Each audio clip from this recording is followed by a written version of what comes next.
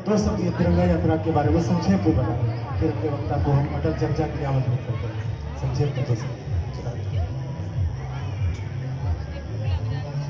यहाँ मौजूद हमारे आदरणीय एमएलसी साहब संजय पासवान जी, पूर्व जिला अध्यक्ष हमारे अनिल भैया, नरेंद्र जी, कुंदन भाई जो इस धरती पर पुस्तक मेले का आयोजन कर रहे हैं, और साथ ही जैसा अनिल भैया ने बताया कि दिल्ली में मगध की कृति जो है, मगध की पताका जो है, जो अशोक का पताका था, उस पताके को दिल्ली में उस कृति का गुणगान करने का काम कर रहे हैं। ऐसे हमारे कुंदन भाई, ये सभी को सादर प्रणाम। यहाँ दर्शक दीर्घा में बैठे हमारे तमाम गयावासी साथियों को नमस्कार।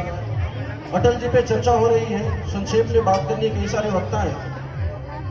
अटल जी को मैं अपनी बात अटल जी की दो पंक्तियों से शुरू करूंगा और उन्हीं की दो पंक्तियों से समाप्त करूंगा। अटल जी का विवरण देने वाली अगर कोई दो पंक्तियां, जो सबसे सुंदर पंक्तियां मुझे प्रतीत होती हैं, देखिए, अटल जी ने सड़कें बनवाई, परमाणु परीक्षण किया, देश को ताकत का एहसास कराया, ये तमाम बातें अपनी जगह हैं। अटल जी ने जो सबसे बड़ी, जो इस देश को जो इनका जो योगदान रहा है, वो योगदान है, उन्होंने इस देश की चेतना को जगाया है, इस देश के प्राण को जगाया, इस देश की पहचान को जगाने का काम अटल जी ने किया है। उन्होंने ये एहसास दिलाया कि इस देश में धोती पहनने वाला व्यक्ति इस देश का ओरिजिनल नागरिक है। एक परंपरा चली आई थी दुर्भाग्य से 60 वर्षों में, जब लोग ये कहने लगे थे कि I love Oxford, I love pizza, I love burger, I hate politics, I hate puja, I hate mandir, I hate my culture, stupid Indians. इस भ्रम को तोड़ने का काम अटल जी ने किया है। तो अटल जी का जो सबसे बड़ा योगदान हमारे देश में रहा है, वो है उस चेतना को जगाने का काम, उस पहचान को वापस से, भारतीय पहचान को बुलंद करने का काम उन्होंने किया। अटल जी ने दो बड़ी सुंदर पंक्तियां लिखी, हिंदू तन मन हिंदू जीवन, रग रग हिंदू मेरा परिचय। हिंदू तन मन हिंदू जीवन, रग रग हिंदू मेरा परिचय। अटल जी जब ऐसा कह रहे थे तो हिंदू का मतलब कोई हिंदू धर्म, कोई तिलक लगाने वाले हिंदू की बात नहीं कर रहे। हम आपसे कितना भी अलग हो सकते हैं राजनीतिक विचारों में, हम बिल्कुल खिलाफ हो सकते हैं, बहस कर सकते हैं, लेकिन हमारी जो पहचान है वो एक हिंदू पहचान है। वो किसी धर्म की बात नहीं कर रहे थे, इस मिट्टी की पहचान कर रहे थे, हिंदुस्तानी होने का आभास दिला रहे थे। दुर्भाग्य है कि हमने उनको भी सांप्रदायिकता के चश्मे से देखा। हम चाहे कितने भी अलग क्यों ना हो जाएं, लेकिन जीवन के प्रति, समाज के प्रति, मृत्यु के प्रति, देवताओं के प्रति जो हमारा आपका नजरिया है, वो एक सामान्य अमेरिकी से, एक सामान्य अरबी व्यक्ति से, एक सामान्य पाकिस्तानी से अलग है। भले ही हम राजनीतिक तौर पर, वैचारिक तौर पर कितने भी अलग क्यों ना हो, जीवन को देखने का नजरिया, ईश्वर को देखने का नजरिया हमारा आपका एक होगा, क्योंकि हम एक मिट्टी की उपज है। ये हमारी पहचान है। इस पहचान को उकेरने का, इस पहचान को उभेरने का काम अगर किसी ने किया, उभारने का काम अगर किसी ने किया है, तो हमारे श्रद्धेय स्वर्गीय अटल बिहारी वाजपेयी जी ने किया। अटल जी हमेशा कहा करते थे, वो अपने लगभग हर भाषण में इस बात का उल्लेख करते थे कि कैसे वो अफगानिस्तान जाते, और अफगानिस्तान जाते हैं तो वहां के मंत्री, जो भी वहां के संबंधित मंत्री, तो उन्होंने बोला कि मुझे गजनी देखना है। तो उन्होंने पूछा कौन गजनी? अफगानिस्तान के मंत्री ने पूछा कौन गजनी? अटल जी बड़े चकित रह गए भाई, कि जिस गजनी के नाम पर भारत में इतना हल्ला हंगामा, झगड़ा झंझट होता है। आज आपको जानकर आश्चर्य होगा, पाकिस्तान में मिसाइलों के नाम गजनी और गौरी के नाम पर रखे गए। तो पता चला कि गजनी एक छोटा सा गांव है जहां से वो लुटेरा आया था।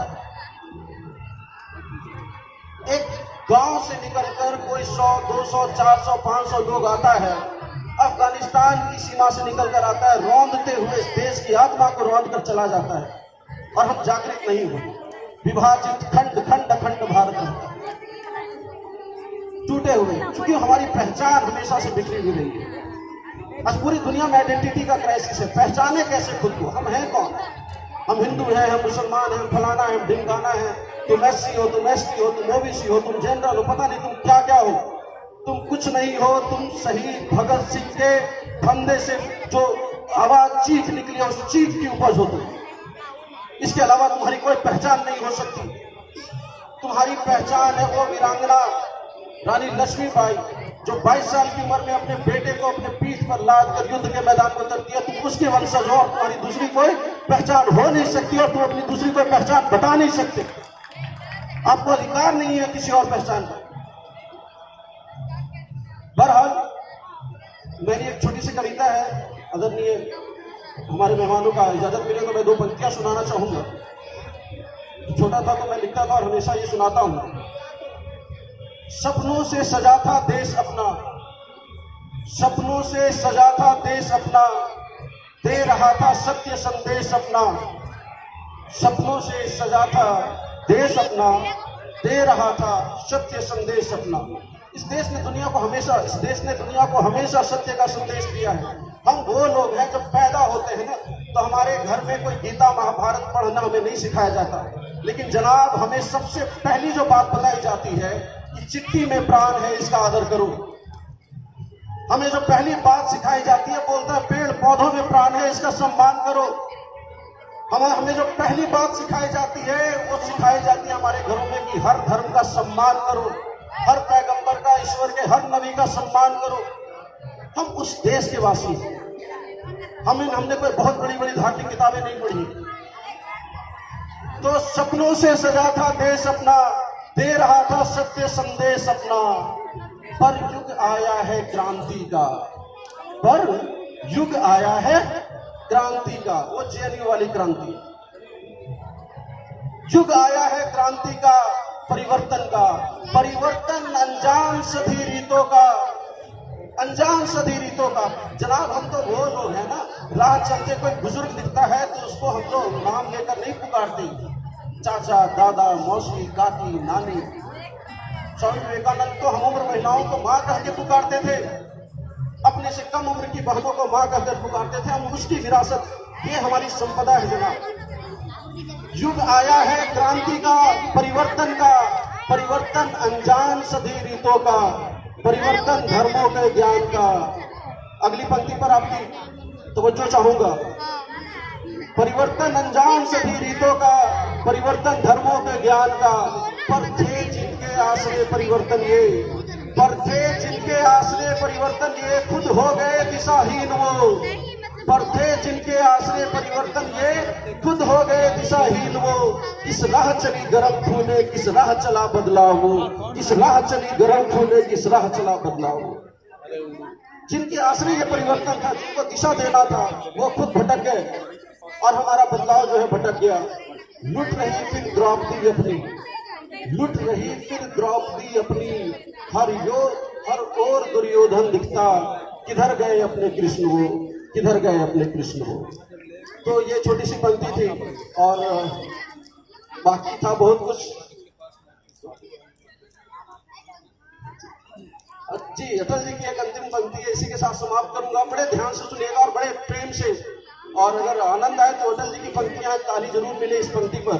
थोड़ा सुनेंगे तभी आप समझेंगे उस महान कवि हृदय व्यक्ति का जो एक प्रधानमंत्री बन गया। मैं तो कहता हूं कि यार एक पिक्चर आ रही है एक्सीडेंटल प्राइम मिनिस्टर। वास्तव में एक्सीडेंटल प्राइम मिनिस्टर हमारे आदरणीय परम पूज्य श्रद्धेय अटल बिहारी वाजपेयी थे, कवि हृदय व्यक्ति। वो कैसे आदमी राजनीति के गलियों में चला गया और देश को कहां से कहां लेकर गया। उनके लिए उनकी ही पंक्ति सुना रहा हूं।